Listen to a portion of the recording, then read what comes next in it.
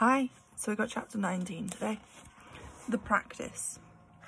Matilda found the house empty as usual. Her father was not yet back from work, her mother was not yet back from bingo, and her brother might be anywhere. She went straight into the living room and opened the drawer of the sideboard where she knew her father kept a box of cigars. She took one out and carried it up to her bedroom and shut herself in. Now for the practice, she told herself. It's going to be tough, but I'm determined to do it. Her plan for helping Miss Honey was beginning to form beautifully in her mind. She had it now in almost every detail, but in the end, it all depended upon her being able to do one very special thing with her eye power. She knew she wouldn't manage it right away, but she felt fairly confident that with a great deal of practice and effort, she would succeed in the end. The cigar was essential. It was perhaps a bit thicker than she would have liked, but the weight was about right. It would be fine for practicing with.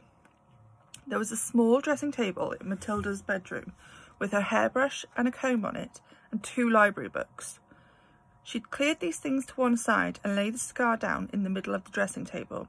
Then she walked away and sat on the end of her bed.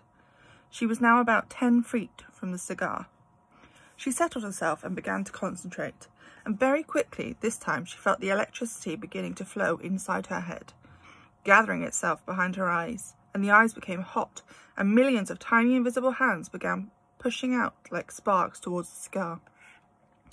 "Move," she whispered, and to her intense surprise, almost at once, the cigar with its little red and gold paper band around the middle rolled away across the top of the dressing table and fell onto the carpet. Matilda had enjoyed that. It was lovely doing it. It had felt as though sparks were going round and round inside her head and flashing out her eyes. It had given her a sense of power that was almost ethereal. And how quick it had been this time. How simple. She crossed the bedroom and picked up the cigar and put it back on the table. Now for the difficult one, she thought. But if I have the power to push, then surely I must have the power to lift. It is vital I learn how to lift it. I must learn how to lift it right up into the air and keep it there. It is not a very heavy thing, a cigar. She sat on the end of her bed and started again. It was easy now to summon up the power behind her eyes. It was like pushing a trigger in her brain. "Lift," she whispered. "Lift, lift." At first the cigar started to roll away, but then, with Matilda concentrating fiercely, one end of it slowly lifted up about an inch off the tabletop. With a colossal effort, she managed to hold it there for about 10 seconds. Then it fell back again. "Phew," she gasped. "I'm getting it. I'm starting to do it." For the next hour, Matilda kept practicing, and in the end she'd managed, by the sheer power of her eyes, to lift the whole cigar clear off the table about 6 inches into the air, and hold it there for about a minute.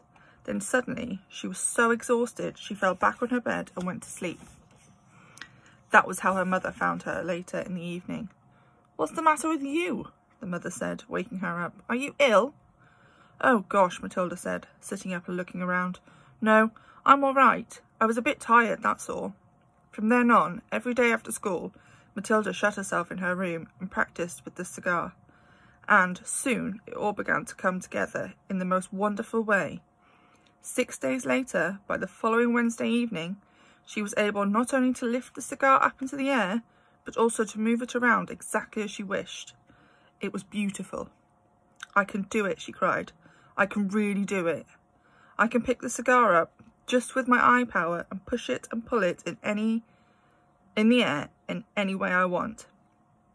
All she had to do now was put her great plan into action.